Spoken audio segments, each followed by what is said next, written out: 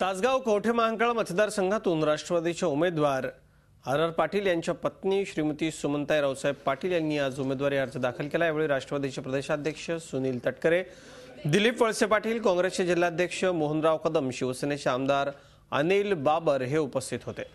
या निवडणुकीत काँग्रेस, शिवसेना, मनसे आणि भाजपने उमेदवार उभे केलेले नाहीत, मात्र 18 अपक्ष उमेदवार रिंगणामध्ये आहेत। ही निवडणूक बिनविरोध करण्याचा राष्ट्रवादी काँग्रेसचा प्रयत्न सुरू आहे। ज्यांनी आज अपक्ष उमेदवार म्हणून अर्ज दाखल केले असतील तर सर्वांना विनंती करू आणि या निवडणुकीमध्ये त्यांचं सर्वांचं सहकार्य मिळवण्याचा निश्चितपणाने प्रयत्न करू।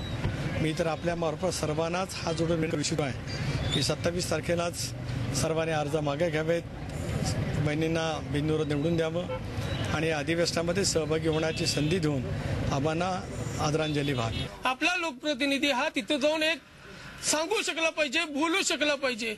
मी स्वतः LLB वकील आहे, हायकोर्टला 2 वर्ष प्रॅक्टिस केले, याचे मला पूर्णपणे एज्युकेटेड आहे आणि अशा परिस्थितीमध्ये एक एज्युकेटेड मला खात्री आहे आणि त्यासाठी आम्ही हा उमेदवारी अर्ज भरलेला आहे।